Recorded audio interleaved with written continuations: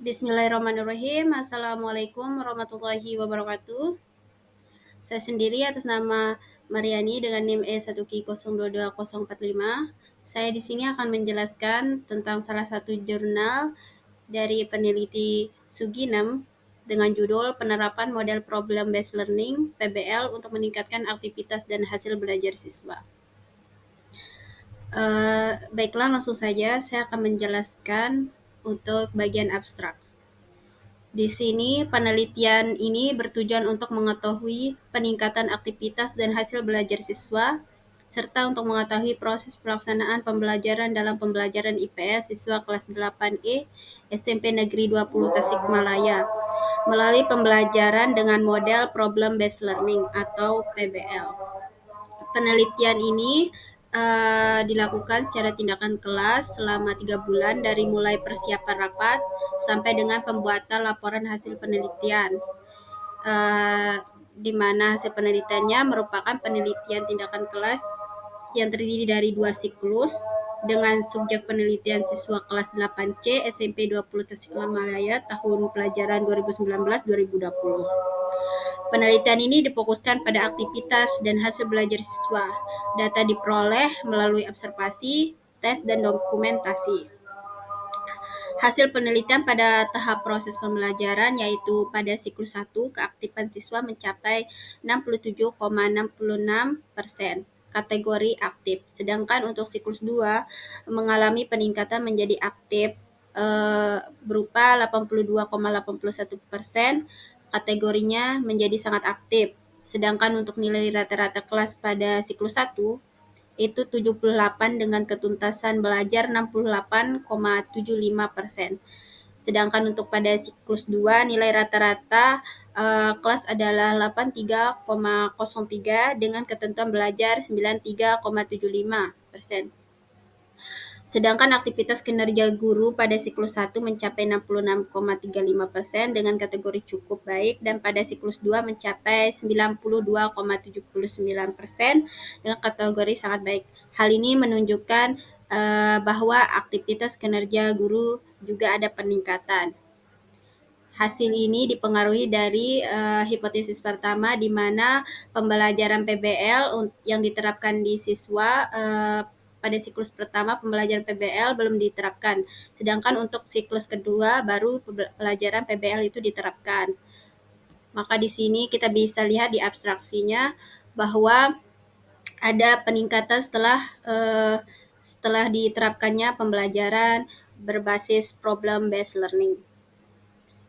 Mungkin untuk lebih rincinya kita beralih pada bab 1, pendahuluan. Untuk latar belakangnya sendiri, mulai dari pendidikan itu merupakan proses sadar yang dilakukan melalui bimbingan, latihan, dan pengajaran untuk mengubah perilaku siswa ke arah yang lebih baik dalam perkembangan saat ini. Pembelajaran tidak lagi berpusat pada guru, namun guru dituntut untuk menciptakan proses belajar yang inovatif agar siswa lebih aktif dan optimal baik di dalam maupun di luar kelas.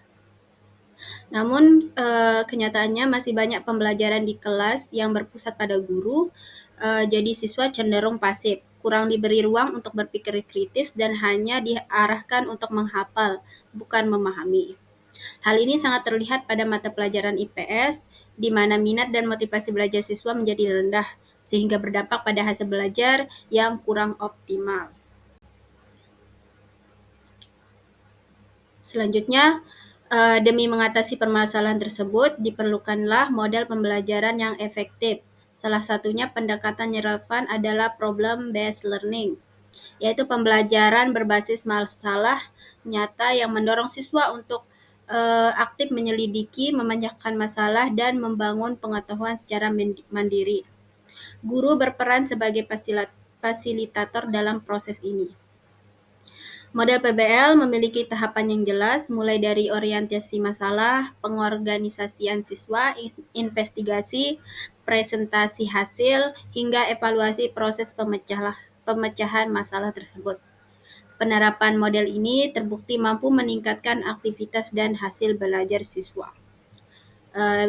Contoh, salah satu penelitian oleh Danang Ari Susilo pada tahun 2012 menunjukkan bahwa penerapan model kooperatif seperti STAD dapat meningkatkan keaktifan siswa dari 50,6% menjadi 64,4% dan nilai rata-rata kelas dari yang 77,75 menjadi 81,7.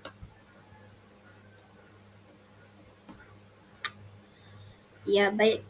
Dari latar belakang sebelumnya kita bisa merumuskan masalah di mana rumusan masalahnya berupa bagaimana penerapan model problem based learning atau PBL dapat meningkatkan aktivitas dan hasil belajar siswa pada materi mobilitas sosial. Dan tujuan penelitiannya tentu untuk menjawab rumusan masalah, di mana untuk mengetahui dan mendeskripsikan penerapan model problem based learning atau PBL dalam meningkatkan aktivitas dan hasil belajar siswa pada materi mobilitas siswa di kelas 8C SMP Negeri 20 Tasikmalaya tahun pelajaran 2019-2020. Baiklah, kita akan beralih kepada bab berikutnya yaitu metode penelitian. Di sini jenis penelitian yang digunakan yaitu penelitian tindakan kelas atau PTK dengan model John Elliott. Komponen siklusnya berupa perencanaan atau planning, terus kedua yaitu tindakan atau action, terus yang ketiga pengamatan atau observation, ya, dan yang terakhir yaitu refleksi atau refleks. Dengan jumlah siklus yang seperti tadi sudah saya jelaskan di abstrak, yaitu terdiri dari 2 siklus. Setiap siklus diberi 2 pertemuan dan 1 tes. Subjek penelitian yaitu siswa kelas 7C dengan jumlah siswa 32 orang dan materinya berupa mobilitas sosial.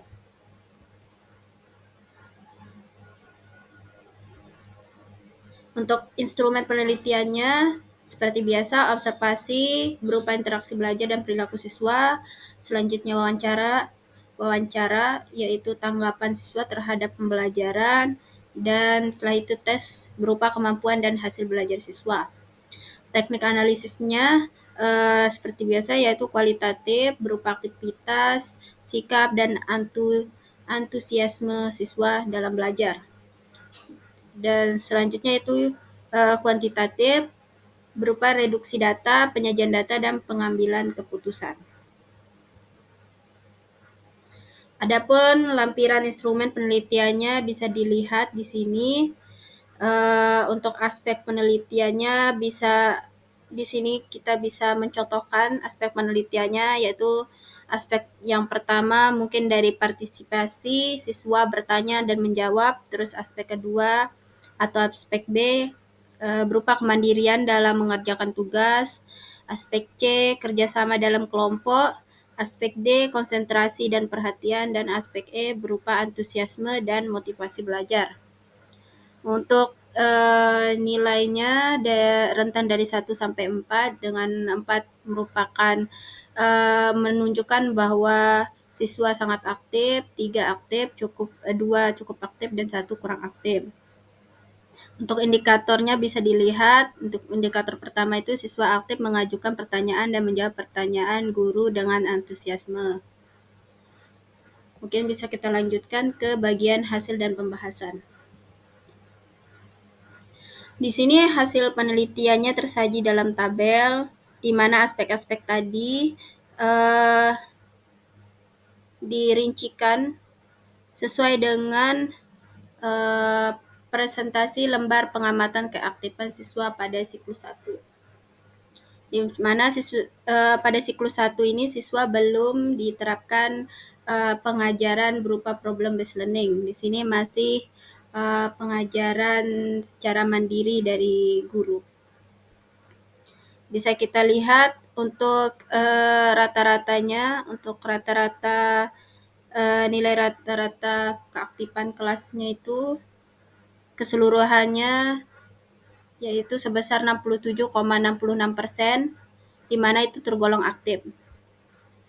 Dari keseluruhan aspek, baik aspek A sampai aspek E. Sedangkan untuk siklus kedua, untuk rata-rata keaktifan seluruh siswa itu meningkat menjadi 82,81% setelah diterapkannya model pembelajaran problem based learning. Siswa menjadi tergolong sangat aktif.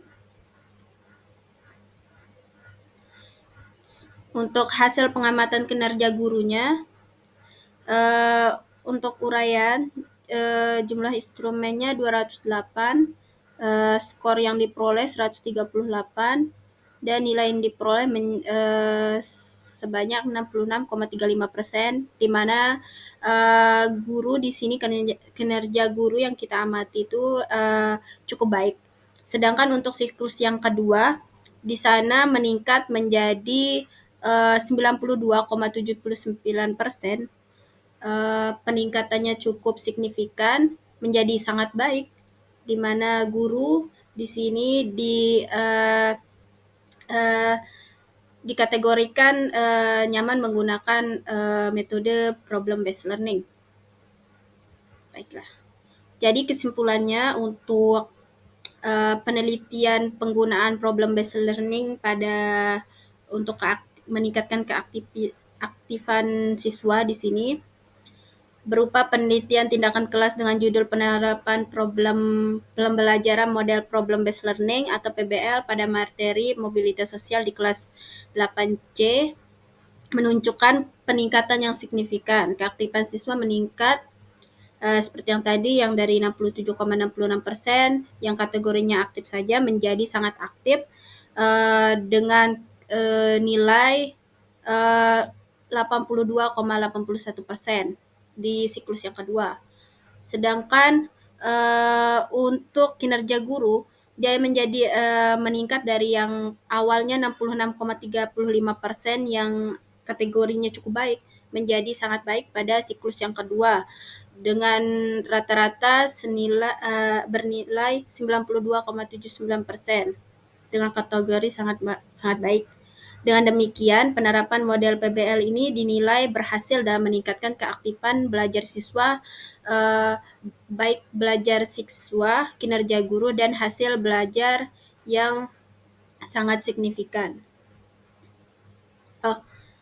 Meningkatkan keaktifan belajar siswa, kinerja guru, dan hasil belajar yang begitu signifikan.